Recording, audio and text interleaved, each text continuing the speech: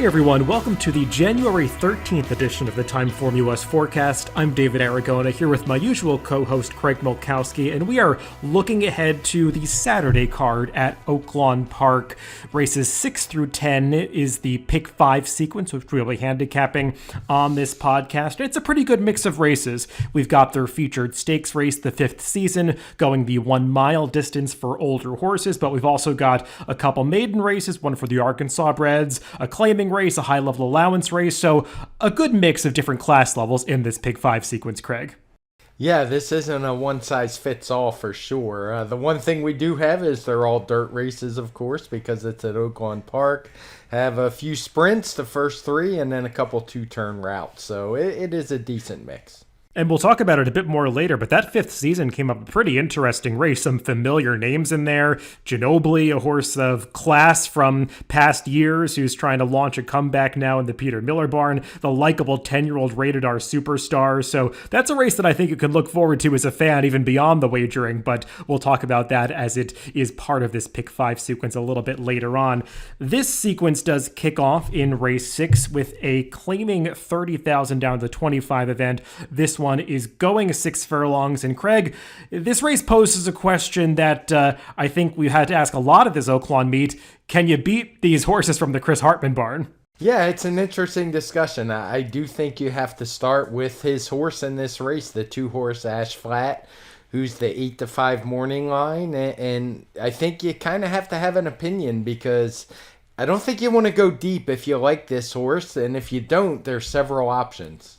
Definitely. I mean, he is significantly the horse to beat in this race. That 8-5 could even go lower when wagering opens, and he's won 5 of his last 6 starts coming into this. The last 2 of those have been since he was claimed by Chris Hartman, and he did win an open N1X allowance race last time, so on the surface of things, it seems like this would be a drop in class down to the $30,000 level, and when you look at the TimeformUS race ratings, it kind of confirms that opinion. I will say, looking through the field that he faced last time in that allowance race, there were a lot of claimers in there, so it wasn't the kind of N1X that has, a lightly raced Brad Cox horse that took all the money. It just wasn't that sort of race. But this is probably slight class relief, and he's gotten the job done now twice in a row, and just looks like the kind of horse that if he holds his form, he's going to be really tough to beat, but you're taking the worst of it from the price, most likely. Yeah, maybe I'm crazy, but I'm going to try to beat him because I'm looking at this class drop as pretty negative. As you mentioned, the horse has won 5 out of 6 races. He was claimed for $50,000. They've obviously gotten their money back. And it seems like to me the connections are like, yeah, we don't need this guy. We're going to he's going to get claimed. I mean, at Oaklawn, it's a very busy claiming box. So he's going to get taken for the $30,000. And that's not the kind of horse I want to put my money on. If the connections don't really want him, which appears to be the case, I'm going to look in some different directions. And the question becomes, where else do you go in this race? The number 4, Full Impact, is probably the one that I think you're relying on to put the pressure on the number 2, Ash Flat, early, because while Ash Flat has come from off the pace in the past, he has run some of his best races when he's used aggressively to go to the front end. He actually was pretty game to get the victory 2 back at Churchill, going to the lead, and you would imagine that Full Impact is going to be lapped right on him early, and Full Impact is kind of an interesting horse. I mean, he had a lot of potential when he began his career at Monmouth and Aqueduct back at the end of 2020. Looked like a potential stakes horse at the time, was off for a long time. It seems like he's slowly been working his way back into form since he's dropped into these lower level claiming races, but he could have a tough trip coming with Ash Flat likely to challenge him for the front end. Yeah, it's a tough trip, and there's also a barn change. He's moving up on class, and what I would think most would consider is a negative trainer switch. I don't know a ton about Michael Hewitt, but Robertino Diodoro is one of the better trainers in the game, particularly at the claiming level. So I think he has a lot to deal with. This isn't a race I want to go crazy deep, but some of the horses I do like in here, I think the rail horse is going to be tough and Impressed for Carl Broberg, second time off the claim. He's going to need to work out a trip from that inside post, and he's also going to need some pace, but I think he's pretty likely to get it. A couple others in races like this, I just tend to gravitate towards horses who are popular at the claiming box. There's a couple in here. I'd start with Shadow Matter, who's now in the Joe Sharp barn after getting claimed away from Steve Asmussen. If you look through, there's just tons of claiming lines. He's been in the Dallas Stewart barn, the Diodoro barn, Asmussen last time. So he's just one. His speed figures are decent. They're certainly competitive, and I just always like horses that attract a lot of attention from the horsemen, particularly the top ones. And another one that's very similar in that regard is the 7-horse Slam Dunk Sermon. He seems to be in good form as well. He's running near triple-digit speed figures, so it's not like these horses are way behind Ash Flat, who's been running in the low hundreds. And he's another one, first time Steve Asmussen away from Diodoro. You see Steve Knapp back there. So another popular horse. And in these type of open claiming races without conditions, I tend to look for the same horses that the horsemen want. Yeah, you mentioned a lot of the horses that I think are the main alternatives in here. I guess my problem with the number 1 Impressed, who I think is the second choice on the morning line, is that he just doesn't win that often. He's 4 for 42 in his life. He's got 23 second and third place finishes to go along with those 4 victories. And he is in good form right now. He actually ran really well off the claim for Karl Broberg last time. That was a pretty tough allowance race at Hawthorne that he competed in, but Karl Broberg's sort of been off to a slow start at this Oaklawn meet, so we'll see how this horse does. But I was viewing him more as maybe an underneath type than a winning type. I'm a little more interested in Shadow Matter, who you also mentioned. Joe Sharp does not have the best numbers off the claim in dirt sprints or at Oaklawn Park. There's just not the time of year that he typically does his best work. But this horse does have plenty of back races that put him in the mix here, and he just seems like he's placed at a very realistic level. So I do view him as one you can consider. In Slam Dunk Sermon, he got the right trip last time. He was 9-1 that day. He could be a shorter price against the tougher field here. And while I do agree that this is a decent move to Steve Asmussen, it's not like Asmussen's been winning at his typical rate so far at this Oaklawn meet. So I can sort of poke holes in all of these horses, which arguably just strengthens the standing of Ash Flat. I will mention one more horse that interested me. The number 6, Godzilla. Kind of another funny horse to see in this $30,000 claiming race. I didn't realize he was running at Woodbine all this time, but I remember him when he was competing as a 2-year-old at Saratoga. He was a very impressive debut winner, I believe, in Steve Asmussen's barn at the time. I think he was 3rd in the Grade 1 Hopeful 4 years ago. So this once was a horse that had a real class racing on the dirt, and now he's been claimed by Norm McKnight. I know this is not the Norm McKnight barn of old, but he can still get these horses to do okay off the claim. He has decent synthetic to dirt moves, so I thought this might be an interesting horse getting back on a surface that he's certainly handled in the past. Yeah, I have no problem with Godzilla. He'll be on my ticket. This isn't a pick 5. I'm just to be upfront right from the beginning. I'm not going to spend a lot of money on this, so that's the reason I don't have a big problem just tossing Ash Flat. I mean, if he wins this race at a short price, I don't like a lot of prices later on. So that's the main reason I'm trying to beat him. So for me, you're 100% correct about Impressed. He's not a horse I would want to key my ticket on. I would use him more as an underneath horse, and my other horses would be the 5, 6, and 7, Shadow Matter, Godzilla, and Slam Dunk Sermon. I just couldn't really make a case for any of the others in here. Like I said, I'm not so much against Ash Flat as he can win. Just don't think he's going to offer any value, be a big time underlay, and Full Impact would be the one that's single digits on the morning line that I'm not using at all. Yeah, I agree that it's a difficult race to kick off this sequence, especially for value-minded players like you and I, because I actually really do think Ash Flat is very much the most likely winner of this race and deserves to be a pretty short price, but this is not the kind of horse that I want to start off a sequence leaning heavily on, just because, like you said, horses that look this obvious and this exposed on paper, they tend to get bet down to underlaid status. And I'm not going to be surprised when he's even money in this race. And maybe he deserves to be somewhere in that 6-5 to 7-5 range, but these horses tend to get bet down lower than that at times. So it's tricky.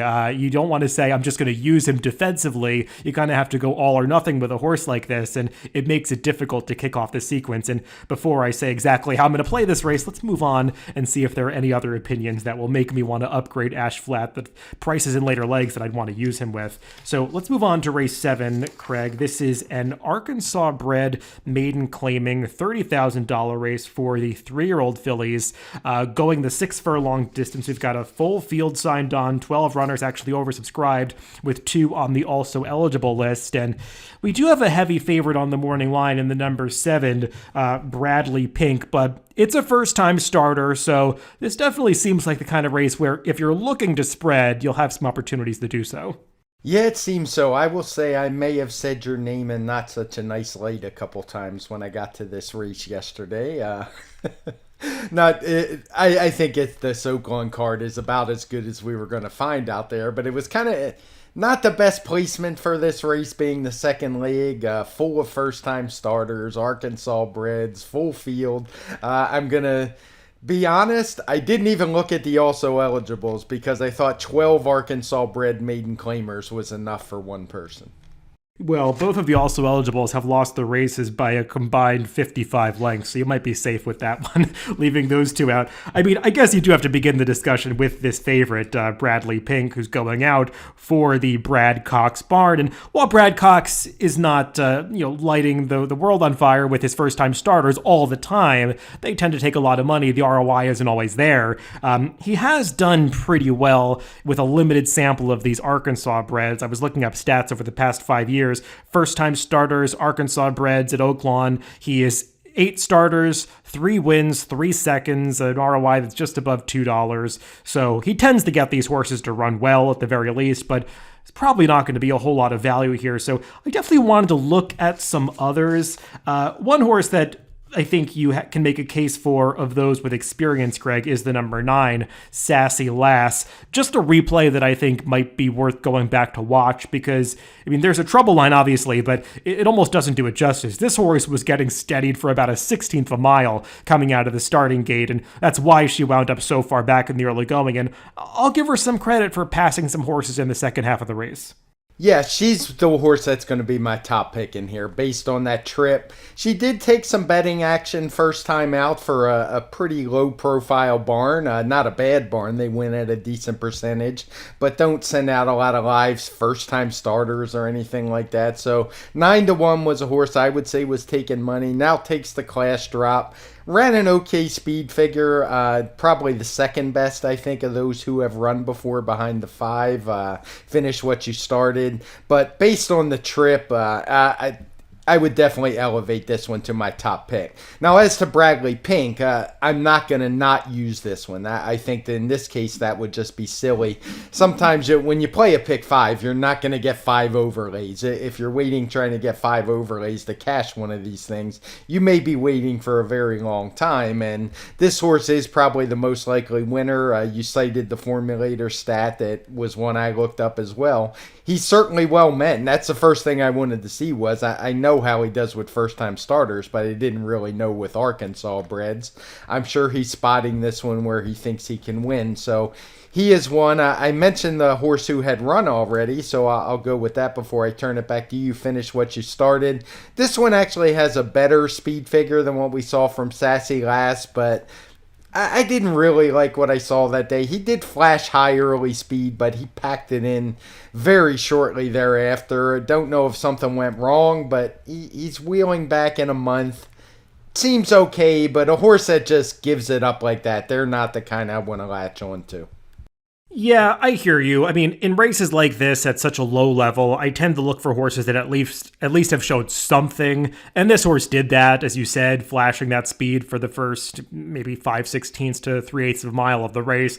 He really did, I should say, she really did stop badly once horses ranged up alongside of her. But maybe she gets a little braver in a race where there aren't those horses that can pull away from the field like the top 2 finishers did last time. And that seemed like a fairly decent Arkansas bred maiden special weight race. So the class relief can make a big difference for horses like this that do at least have some early speed. those are all the only ones I could recommend among those that have experience, Craig. The number 5 and number 9, I think we've covered them.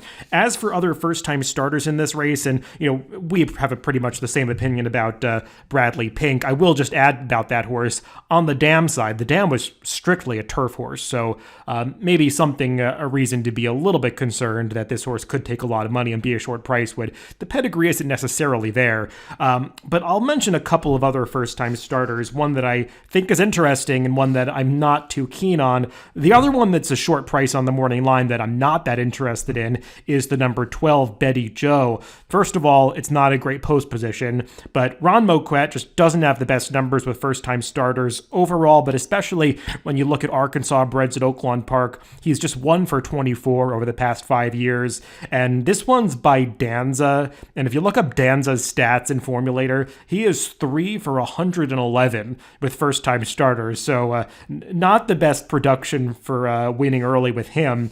The one first-time starter that I am interested in that I think is going to be a price in this race is the number 1, Relentless Rocket. Laurie's Rocket, an Arkansas sire, does okay with firsters, winning at 15%. This trainer, though, John Prather, if you look at his stats at Oaklawn with maiden claiming firsters in dirt sprints, he is 4 for 14 over the past 5 years, but it's not just that he's winning at a decent percentage with a small sample.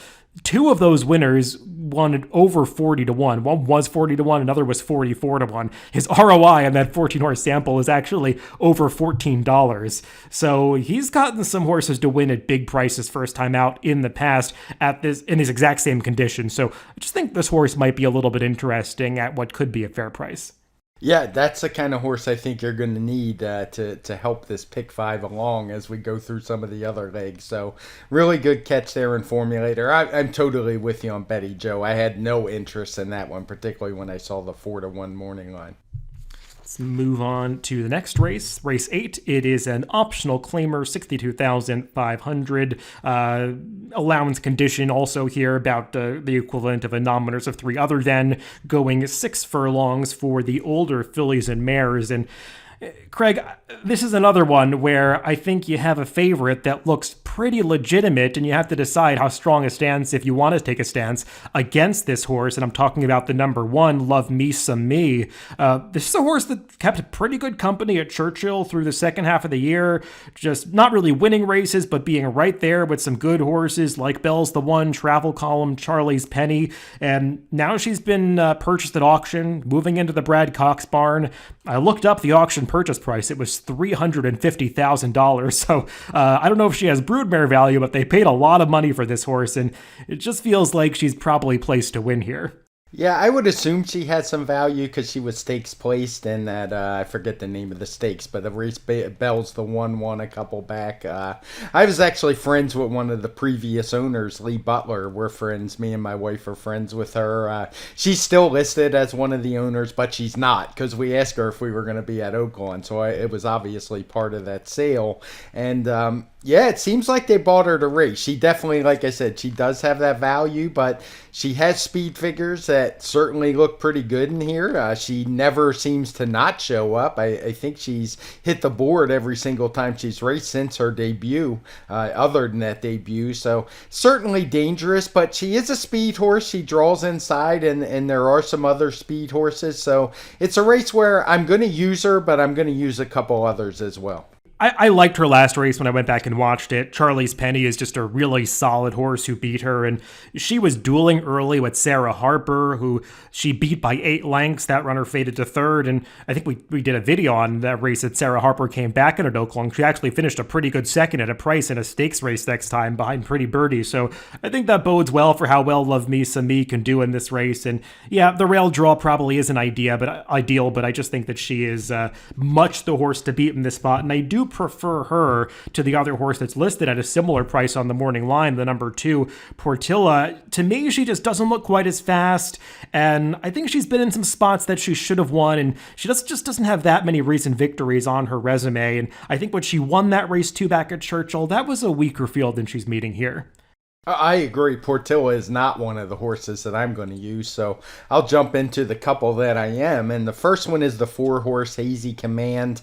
I do like that race in the barn of TimeformUS. First time, I guess it was a switch, so I shouldn't say first time because he went from a new barn to a different one. Doesn't look like there were claims, so maybe it was a case where he's suspended. I'm not sure. But whatever happened, there was an explosion last time where this horse, who had never run a triple digits figure in her life, jumped all the way up to a 107 in a nice allowance race at Oaklawn.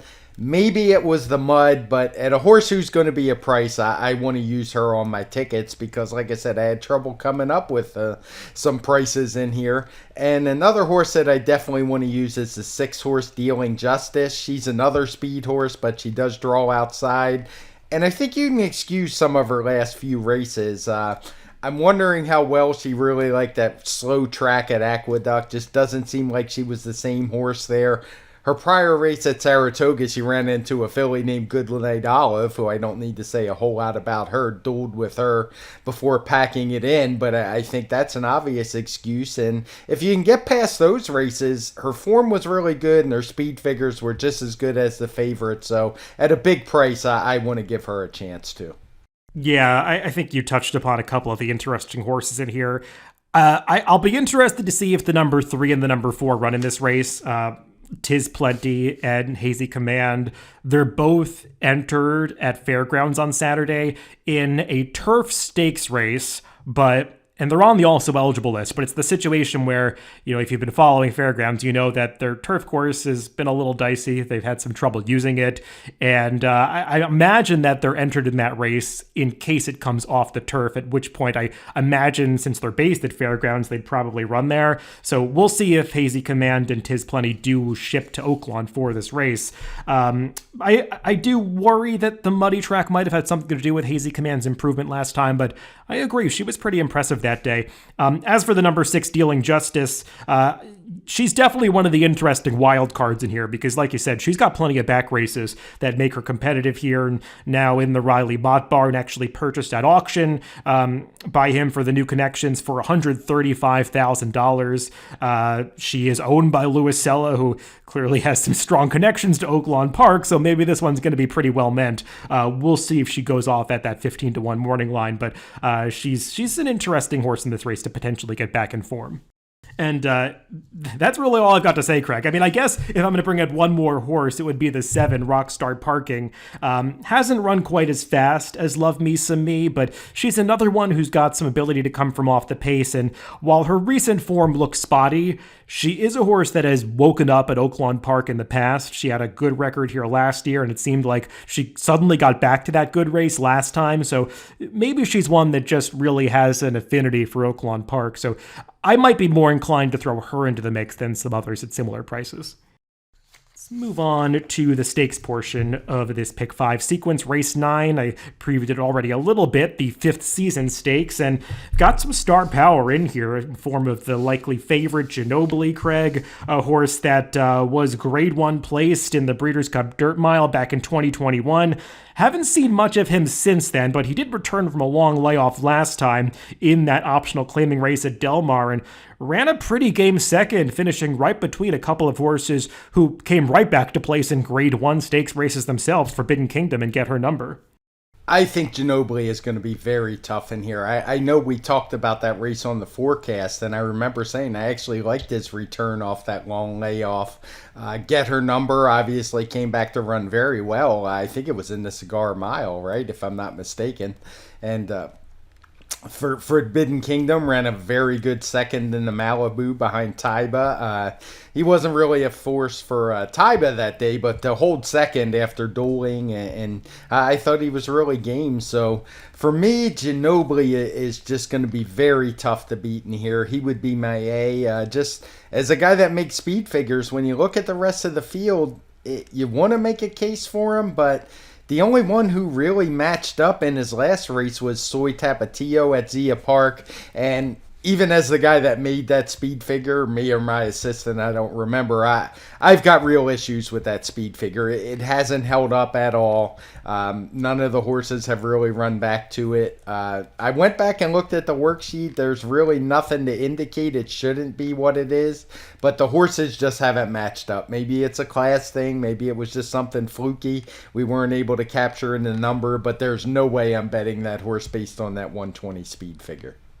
Yeah, I agree. That number seems a little dubious. We actually saw Logical Myth come back, I believe, in another stakes at Oaklawn Park, and he just didn't do much running, so it might just be an outlier number. Although Soy Tapatio does have some prior figures that put him in the mix to get a piece of this. He certainly hasn't run quite as fast as Ginobili has, and I guess the one concern for Ginobili, Craig, could be a lot of other speed in this race. And not that he's a horse that needs to be in front, but I imagine they have to get a little bit aggressive from this outside post position, especially going this 1 mile distance at Oaklawn, where so much of the race is run around the turns. There's not much of a run to the first turn, and they've got a short stretch to deal with. So you really don't want to get hung out wide around the turns in these races. And there's plenty of speed drawn inside of him, especially in the form of horses like Runnin' Ray, Hello Hot Rod, and the very quick Dreamer's Disease, who I won't be surprised if he's in front, because he really only has a chance to win races if he's on the lead by himself. So I could see this pace heating up. Yeah, I could. That's the one negative I would see. I do like that he's drawn a little bit outside in here. I'd prefer that than the 1 or 2 hole where he's definitely going to be pressed by some of those quicker horses that you mentioned. But for me, I just think he's that much the best. I think the rider can probably get to the lead or just work out a good 2-wide trip if that's what he needs. And it's hard for me to overlook the speed figure advantage that he has. It would be one thing if he came back and didn't run a good race off that long layoff. I mean, it was almost a year away. It didn't seem like the change in the barn affected him much at all. So I'm going to stick to my guns because I just couldn't really make a case for any others. I mean, I love Rated R Superstar. I get to see him run here at Remington quite a bit. I get to see him win quite a bit. I'm just not sure that the mile is going to be up his alley with that short stretch. It's probably a little bit short for what he wants, particularly at Oaklawn Park. And just for me, I couldn't find a reason on a ticket that I don't want to spend a lot of money on. I couldn't make a case that made me want to reach.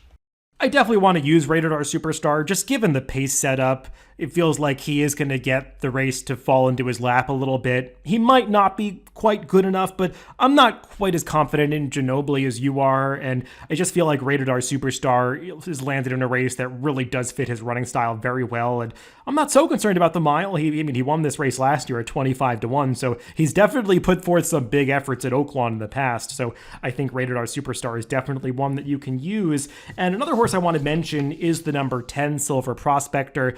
He's listed at kind of a ridiculous 20-1 on the morning line. I'll be surprised if he's actually that high, because he's got plenty of competitive speed figures going back through his form, especially in the early part of last year and going back to 2021. He can be a little unreliable and random at times, but I know that he at least has the races in him to be competitive in a spot like this, and he's coming off a little bit of a freshening, getting the blinkers on, so maybe they're going to look to be a little more aggressive from this outside post. They've got to find some way to save some ground in here, because he's just gotten unlucky at the post position draw, and it's certainly not the first time that's happened to Silver Prospector, but he can come from off the pace, and I think he's one at a price that could be effective in here. Yeah, I mean, I've got no problem with him. There's definitely alternatives, just one to spread, but as I mentioned, it's a small ticket for me, so I'm going to stick with him. So, I mean, we'll talk more about it when we get to how we're going to structure our tickets. Yeah, and just one more horse I'd mention is Runnin' Ray, who arguably doesn't have the best pace setup here, but he can come from just off the pace, and he does have some recent speed figures that put him in the mix, so didn't want to go without mentioning him, a horse that I'll probably use somewhere on my tickets. And let's close things out in the 10th race.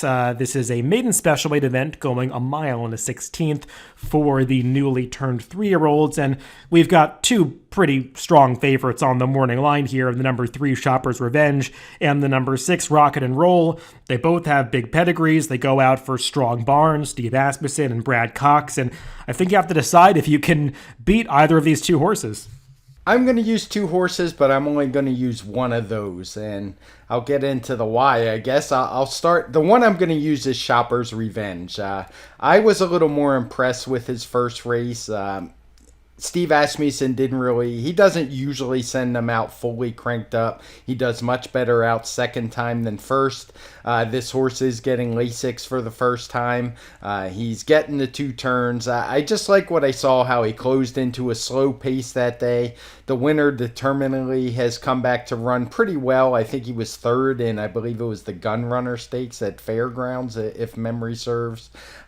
So good effort. He was beaten favorite, but he ran a good speed figure that day. I just thought that was a pretty strong maiden race, and it just seems like a logical spot for him, as opposed to Rocket and Roll, who it feels like last time should have been the time. Similar to Steve Asmussen, while Brad Cox certainly wins with his share of first-time starters, he really does well with second-time starters. Rocket and Roll was 6-5 that day, and I don't think that was all that strong of a race. It has come back. The speed figure came back okay, but the winner didn't run very well in the Smarty Jones at Oaklawn. Some others in here have kind of from that race have kind of underperformed from it. So of those two, I much prefer the three Shoppers Revenge. Yeah, I also have some concerns about the quality of that race that Rocket and Roll exits, and furthermore, I question this horse going longer distances. If you look at the pedigree, I know he's a Boltoro who can get horses to route, but on the dam side, this dam has really produced primarily sprinters. Her best runners have been successful in one-turn races going shorter, and to me, watching this race last time, I didn't see a big excuse for this horse. I know the pace heated up a little bit, but I mean, the winner was right up there with him, and this horse just didn't finish off the race. And now they're going even further, the mile and the 16th distance, so I'm a little bit concerned, especially if he's going to be somewhere near that 8-5 morning line price. I wanted to be a little bit against Rocket and Roll. I really have no further notes on Shopper's Revenge. I think you covered him pretty well, and he's definitely a contender in this race. The one other horse that I would use out of that December 16th race at Oaklawn that Rocket and Roll is exiting at a price is the number 8 Citizen. He was a first-time starter that day for Ron Moquet, who we already talked about it. He doesn't have the best numbers with firsters overall. His horses generally do better with a little bit of experience, but he actually took some money that day to be bet down to 7-1 into the face of the Brad Cox trainee, the Steve Asmussen horse that won the race, and I thought he showed some signs of ability. He broke slowly. He was off about a length or a length and a half slowly in that race, had to be hustled up to get into position early, made a brief middle move into the far turn, looked like he was maybe going to hang on for third for a brief moment, then ended up fading a little bit, but I thought he did enough running within the race to suggest that there might be something there, and he could take a step forward second time out. I love the pedigree here. He's by Curlin. This is a really classy female family. The dam hasn't produced much, but she's a half to a grade 1 winner. This is a close relative to Cezanne, that very good Bob Baffert horse, graded stakes winner. So I think this one, if he's anywhere near that 15-1 morning line price, I'm not sure we'll get that, but I do think he could get somewhat overlooked in this race and does have some upside. Sounds like we landed on the same two horses. Don't have a whole lot to add because you covered this horse really well. I was intrigued with Ron Moquet going second time out, and I liked what I saw in flashes in that first race. So Citizen is going to be the other horse I use. I guess the one other horse we should talk about at least is the 10-horse Escapologist from Ken McPeak. I wanted to try to make a case for this horse. He did seem to improve a little bit last time out, speed figure wise. But to me, he just seems like a horse who is going to, if he's going to do his best running, he's going to do it longer than he is at this distance. I just don't think, he has no speed whatsoever, and it just seems like it's a little bit too much to ask. He'll probably be closing late, but I doubt he gets there. Yeah, I agree. When you start to look at some of the other horses that seem logical in this race, they're just plotters. I mean, Escapologist, you talked about, just doesn't really have any speed. I liked the way Pappy Wolf, the number 2, was finishing last time, but he's another one that just kind of walks out of the starting gate, has no early speed. So it just feels like if this pace doesn't really heat up, it's going to be tough for these horses to make those big runs. Yeah, and it's hard for me to see the pace getting all that hot. I mean, there's just not a ton of speed with the pace projector shows Rocket and Roll on the front end, a long shot drawn at the rail who's shown just moderate speed at best. He actually chased Rocket and Roll last time as the most likely presser, and Citizen, who wasn't very close up in that race, is back in third. So it just doesn't seem like a ton of pace. And in a maiden special weight race like this, even if you think there's a lot of pace, I still think you want to be up closer to the front. Yeah, and maybe that is one of the reasons that Rocket and Roll looks pretty good in this race, because he might be able to control things on the lead, but still, he's going to take a lot of money in this race, and I just don't really trust him at what figures to be a pretty short price. So we've done all the handicapping, Craig. Let's now go back and recap the sequence, talk about how we might or maybe might not play this, because I think this isn't the perfect sort of sequence to craft a ticket for based on the way that you and I like to do it. There are some favorites that maybe you wouldn't be inclined to go against, other than the fact that they're going to be short prices or maybe underlays, and there aren't that many other places to go in some of these races. Right. I'm going to start out, like I said, it's going to be a pretty short ticket for me, so I'm not going to get all that clever with A's and B's and C's. It would be more like a caveman type ticket because it's going to be pretty small. In the first leg, I'm going to try to beat Ash Flat because of that. I'm going to use 3 of the horses we talked about: Shadow Matter, Godzilla, Slam Dunk Sermon. I probably will go against Impressed. Originally, I was thinking I might use him, but that lack of finding the winner circle is just a little bit too much for me. Draws inside, probably going to get shuffled back, so not interested in him. In the Arkansas bred maiden claimer race, I'll use that first time Brad Cox horse, the 7 Bradley Park. But Sassy Money would be my top pick if I had to make one. Took some money last out, had that terrible trip. I was against Betty Joe, as you were, and then the long shot Relentless Rocket. You certainly swayed me there. You don't have to talk much on a guy that's won with 240 to 1 shots. I'm going to use 3 horses in the 8th race, assuming that Hazy Command even shows up for the race. As you mentioned, she's also entered at the fairgrounds. I'm not going to toss Love Me Some Me. She certainly can win this. I would use Hazy Command, and I would take a shot with Dealing Justice. If Hazy Command doesn't run for some reason, then I would go with Rockstar Parking and add that one onto my tickets. Race 9, the 5th season, I will simply single Ginobili, as I said. And then in the race 10, I'm just going to go with 2 horses, 3 Shoppers Revenge, who would be my top pick, and 8 Citizen, looking to get some prices onto the ticket. Yeah, I'm going to try to go pretty thin in some of these early races because I don't want to force myself to be against favorites that I think are pretty likely winners. And that comes up in the first leg with Ash Flat. I just have trouble taking a big stand against this horse because, I mean, you can get burned going against these really hot bards like Chris Hartman. I mean, you might not be rooting for them, but they just win a ton of races, and it can be tough going if you consistently play against them. So, I mean, I'm going to use Ash Flat, and really the only other horse that I want in that race is the number 6, Godzilla. I'm going to try to get through there pretty thinly because I could use some others, but I don't want to let this ticket get too bloated if I am using Ash Flat in that first leg. Let's move on to race 7. Yeah, you covered a lot of horses that we'll both be using, Craig.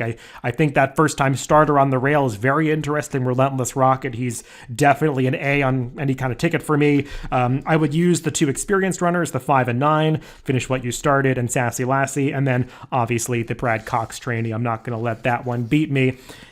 In race 8, I'm going to lean on Love Me Some Me. I don't love taking short price favorites that could potentially get overbet. She just seems like she's got a little bit of a class edge against this field, and it's a logical take, but I just have trouble going elsewhere in this sequence. I didn't mention her because I'm kind of assuming she might not make the trip, but the number 3, Tis Plenty, I think is a little bit interesting if she does wind up running here, because I think her last race might be a bit better than it looks. She beat a good horse in Repealing at Fairgrounds, and a lot of her numbers were as a 2-year-old, so she might not be as slow as it seems on paper. So I'd use her as a backup, and I'd also use the number 7, Rockstar Parking, who, like I said, might just be one of these horses that really wakes up at Oaklawn Park. in the stakes race, the 5th season. I'm going to spread a little bit more than Craig. Not that I'm against Ginobili. I just have some concerns about the trip that he might work out in this race with so much speed drawn inside of him, having to go the 2 turns. So I'd use Rated R Superstar, who's supposed to get the pace to close into. At a bigger price, I want to use the number 10, Silver Prospector, who also didn't draw a great post, but has the back races to make him competitive. And I'd also use the number 2, Runnin' Ray, who has good speed figures recently, is drawn inside, unlike a lot of other contenders in this race, and I'm hoping he can work out the right kind of trips, kind of sitting in the pocket behind some of the one-dimensional speed types. Then we'll close things out with that maiden race at the end. Craig and I like the same price horse, the number 8, Citizen. He would be an A for me. I would use Shopper's Revenge, who I do, like Craig, prefer among the 2 favorites. And I'd see how large the ticket is getting if I want to leave Rocket and Roll off completely. That might be the right move because I am getting pretty chalky early on and I'm kind of lukewarm on this horse, so I'll probably leave out that Brad Cox trainee in the last leg at Oaklawn. Yeah, I thought this was fun. It's not often that we do maiden claiming races and open claiming races when we do the forecast, so I did enjoy it. I'm sure we're going to have a lot of stakes-heavy cards coming up with all the Derby preps, and I just thought this was kind of refreshing and good for handicapping, because honestly, I don't often handicap a lot of straight maiden or straight claiming races like we did to open this sequence, and it kind of keeps you sharp, I think. I agree with that. I like when there's some variety in these cards. I mean, as a public handicapper who's handicapping full cards day in and day out, you got to get used to that. And I like when you can flex your different kinds of handicapping muscles in sequences like this, when it's not just a parade of stakes races. It makes it a little more interesting. So that's a look at the Saturday Pick 5 at Oaklawn Park. Hopefully Craig and I have given out some decent ideas on this podcast, and we'll probably be back to recap the 5th season along with many other races that they're running this weekend around the country when we do the TimeformUS Pacecast next week. You can catch both of these podcasts on DRF.com, Spotify, Apple Podcasts, and YouTube. Wherever you get your podcast, just make sure to subscribe to the Daily Racing Form channel. Everybody, thanks for listening this week, and make sure to catch that TimeformUS Pacecast coming up next Tuesday.